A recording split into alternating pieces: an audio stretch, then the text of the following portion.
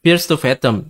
Game ini rilis pada tahun 2021 dan dikembangkan oleh Ray. Game ini terkenal dengan visual stylenya yang bergaya retro dan VHS, dan kalian pasti udah familiar dengan game ini. Kalian bisa temukan game ini di hampir semua channel gaming. Jadi game ini terdapat 5 episode. Masing-masing episode memiliki story, karakter, dan lokasi yang berbeda-beda. Yang lebih menyeramkan adalah 5 episode ini merupakan adaptasi dari kejadian dan kisah nyata dari internet. Di episode 1 berjudul Home Alone menceritakan seorang anak kecil yang ditinggal di rumah sendirian oleh orang tuanya. Namun ada seorang misterius yang masuk ke dalam rumahnya. Di episode 2 berjudul Norwood Hitchhike menceritakan seorang cewek yang sedang diikuti oleh stalker di motel. Di episode 3 berjudul Carson House yang menceritakan seorang remaja yang bekerja sebagai penjaga rumah dan hampir dibunuh oleh stalker yang masuk ke rumahnya. Yang mana stalker itu adalah mantan pacarnya. Di episode 4 berjudul Iron Bark Lookout menceritakan seorang pemadam kebakaran yang berjaga di Taman Nasional dan berhadapan dengan kelompok sekte sesat. Di episode 5 berjudul Woodbury Getaway menceritakan tentang sekelompok teman yang berlibur di kabin namun akan diserang oleh orang asing. Kalian mungkin akan kesulitan untuk mencari informasi aslinya. Apakah 5 story game itu benar-benar berdasarkan kejadian nyata atau tidak? Semua itu hanya Ray yang tahu.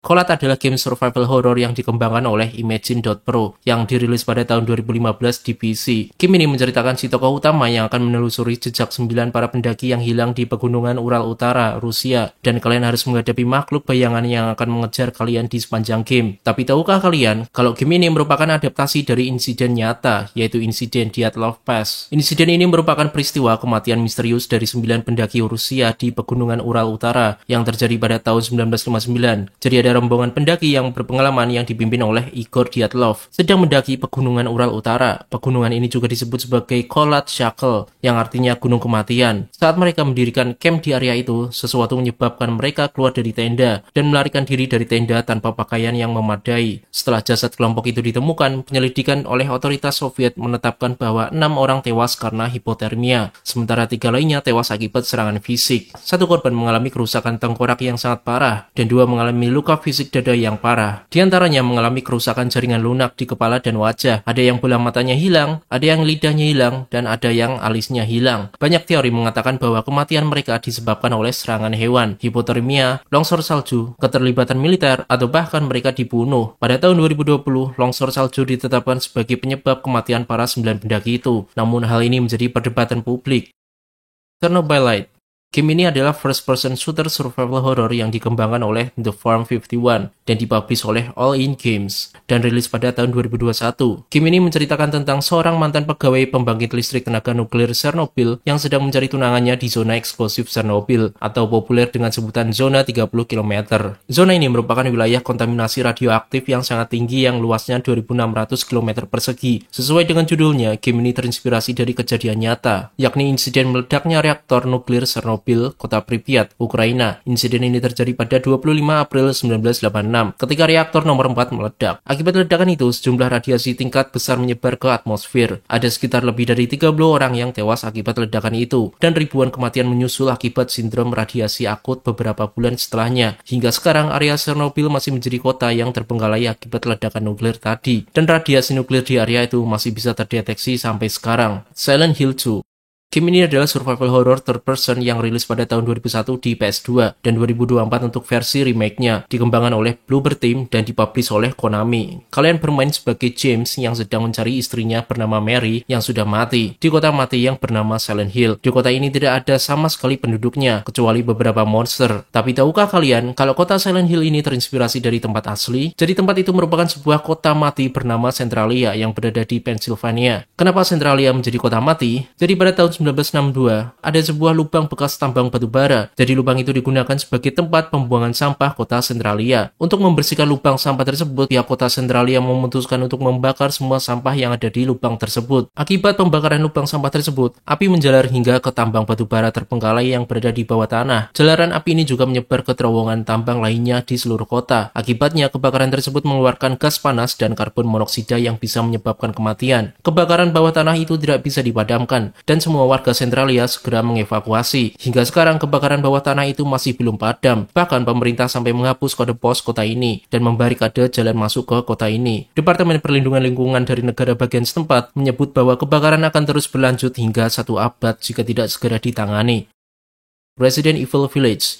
Game ini rilis pada tahun 2021 dan dikembangkan oleh Capcom. Jadi seri ini cukup berbeda dengan seri Resident Evil lainnya, di mana kalian seharusnya menembaki zombie, tapi kalian malah menembaki beberapa Lycan dan vampir. Tapi tahukah kalian, jika villain Lady D sebenarnya terinspirasi dari tokoh sadis di dunia nyata? Tokoh ini bernama Elizabeth Bathory, yakni seorang bangsawan Hongaria yang konon menyiksa dan membunuh ratusan wanita muda pada abad ke-16 dan ke-17. Diketahui Elizabeth Bathory telah menyiksa dan membunuh lebih dari 600 gadis dengan bantuan para pelayannya. Dan katanya dia juga pernah mandi darah dari para korbannya. Rumor mengatakan kalau Elizabeth juga memiliki sarung tangan yang memiliki cakar pemberian suaminya untuk menyiksa para korbannya, yang mana ini sangat mirip dengan Lady D. Ditambah lagi jumlah pelayan Elizabeth Bathory berjumlah 3 orang, sama seperti jumlah anak-anak Lady D melayaninya. Pada tanggal 30 Desember 1609, Elizabeth dan para pelayannya ditangkap. Para pelayan diadili pada tahun 1611 dan ketiganya dieksekusi. Meskipun tidak pernah diadili, Elizabeth dikurung di kastil Xaithe seumur hidup sampai akhirnya mati. The Town of Light.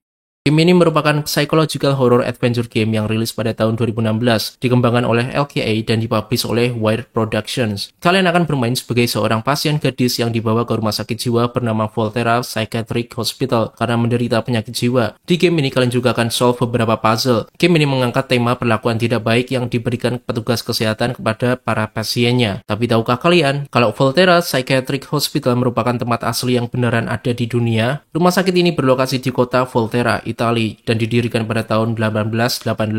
Rumah sakit jiwa ini terkenal dengan perlakuan kepada pasiennya yang sangat buruk dan brutal. Contohnya, treatment dengan kejutan listrik, diinduksi koma, mandi air es, transorbital lobotomi, dan metode ekstrim lainnya. Hingga pada akhirnya rumah sakit ini ditutup pada tahun 1978. Salah satu pasien paling terkenal adalah Oreste Fernando Nanetti, yang antara 1959 sampai 1973 mengukir karya ilmiah dan religius panjang 180 meter di dinding pavilion Ferry menggunakan gas persabuk sebagai alat ukir. Fatal Frame.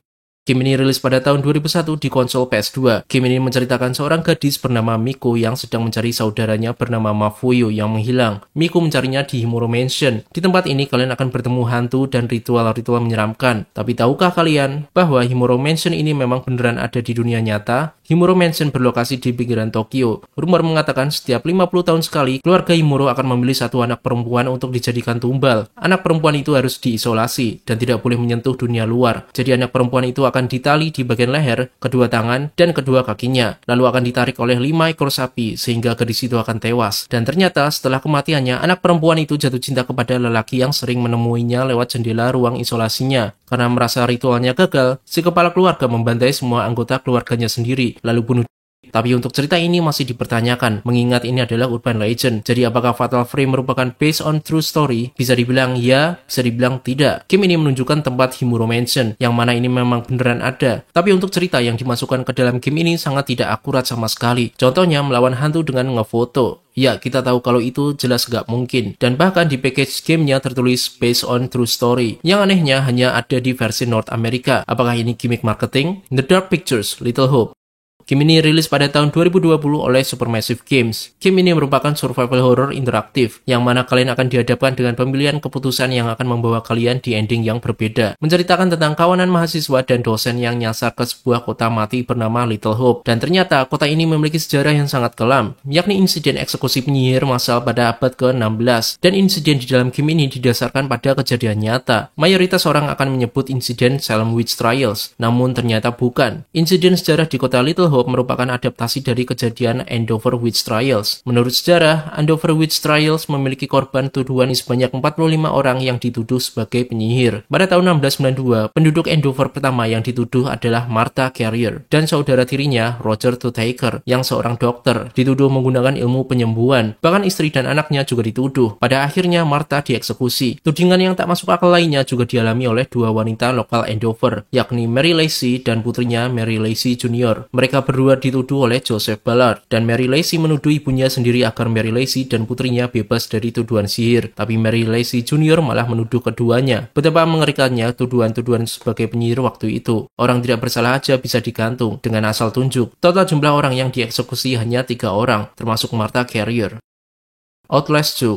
Outlast 2 rilis pada tahun 2017 dan dikembangkan oleh Red Barrels. Game ini menceritakan seorang kameramen bernama Blake Langerman yang bekerja bersama istrinya, seorang jurnalis, Lynn Langerman, dan helikopter yang ditumpanginya jatuh dan mendarat di sebuah desa yang dipenuhi oleh sekte-sekte sesat yang mengerikan. Tahukah kalian bahwa game ini terinspirasi dari kejadian nyata, yakni insiden Jonestown Massacre? Jonestown adalah nama dari komunitas agraris yang dibangun oleh kelompok sekte People's Temple di pedalaman Guyana. People's Temple didirikan oleh Jim Jones pada tahun 1954 dan berjumlah 5.000 member yang awalnya berada di Indiana, lalu California, dan berakhir pindah ke Jonestown, Guyana. Jones diduga melakukan perilaku otoriter, termasuk pelecehan, pemerasan, dan kontrol ketat terhadap para pengikutnya. Jones berjanji akan memberikan kehidupan yang ideal bagi para pengikutnya jika selesai menyelesaikan proyek Jonestown di Guyana. Faktanya, para membernya dipekerjakan paksa oleh Jones di sana. Mendengar hal itu, seorang perwakilan Amerika dari California, Leo Ryan, mencoba menyelidiki ke proyek Jonestown. Namun Leo Ryan dan ketiga rekannya berakhir ditembak oleh member People's Temple. Setelahnya, Jones memerintahkan semua membernya untuk berkumpul dan melakukan menggunakan cyanida. Maka dari itu terdapat 909 korban tewas dan Jones mendapat luka tembakan di kepala. Granny. Disclaimer, Granny mungkin tidak terinspirasi atau berdasarkan dari insiden nyata. Alasan aku memasukkan ke list ini karena ada kasus yang bisa dibilang hampir mirip dengan game Granny ini. Jadi game ini rilis pada tahun 2017 di Android. Game ini menceritakan si player yang terjebak di dalam rumah Granny dan harus mencari jalan keluar dengan item yang random. Secara bersamaan, player akan dikejar Granny. Jadi ada sebuah kasus yang cukup mengerikan di Rusia. Sebuah kasus pembunuhan yang dilakukan oleh nenek-nenek berumur 78 tahun bernama Tamara Samsonova. Jadi nenek ini adalah seorang serial killer yang diduga telah membunuh 14 orang. Nenek ini dijuluki sebagai Granny Reaper atau Baba Yaga dan dikenal selalu memutilasi para korbannya. Seseorang menemukan sebuah trash bag yang berisi anggota badan manusia di komplek apartemennya. Setelah dicek melalui CCTV, ternyata pelakunya adalah Tamara yang beberapa kali membuang trash bag itu. Dan terlihat nenek itu membawa sebuah panci yang katanya berisi kepala dan paru-paru korbannya. Saat kepolisian mengecek apartemen Tamara, mereka melihat banyak sekali cipratan darah di mana-mana dan ada sebuah pisau jagal daging besar yang bersimbah darah. Polisi juga menemukan sebuah diary milik Tamara yang sangat disturbing. Diary itu bertuliskan tentang astrologi, ilmu hitam, dan bahkan kanibalisme. Ngeri bedah nih nenek. Five Nights at Freddy's. Game satu ini sangat populer di seluruh dunia. Dikatakan ada sekitar kurang lebih 20 franchise dari game ini dan bahkan film, dan rilis pada tahun 2014, dikembangkan oleh Scott Cawthon. Jadi game ini menceritakan security yang berjaga di restoran pizza dan harus bertahan selama 5 malam dari kejaran animatronic creepy. Jika kalian game over, kalian akan kena jump scare. Banyak orang mengkaitkan FNAF dengan tragedi real di dunia nyata, yakni tragedi penembakan Chuck E. Cheese di Colorado 1993. Insiden ini berawal dari seorang pemuda bernama Nathan Dunlap yang masuk ke Chuck E. Cheese untuk memesan makanan dan bermain arcade. Setelah itu dia masuk ke toilet. Saat keluar dari toilet, Nathan langsung menembak 5 pegawai, 4 tewas dan 1 terluka. Alasan Nathan melakukan penembakan karena tidak terima dia dipecat dari Chuck E. Cheese dan melakukan perampokan di Chuck E. Cheese. Nathan ditangkap dan divonis hukuman mati pada tahun 1996 dan dieksekusi pada tahun 2013. Namun semua ini hanyalah teori, bukan inspirasi asli terbuatnya FNAF. Banyak yang mengatakan kalau ini hanyalah kebetulan saja, dan banyak juga yang bilang FNAF memang terinspirasi dari insiden penembakan ini. Entah ini kebetulan atau tidak, tapi Chuck E. Cheese juga memiliki animatronik, sama-sama restoran pizza, dan bahkan nama-nama para maskotnya juga mirip-mirip. Namun Scott tidak mengkonfirmasi secara langsung apakah FNAF terinspirasi dari penembakan Chuck E. Cheese atau tidak. Masalah ini masih menjadi perdebatan. Evil Nun.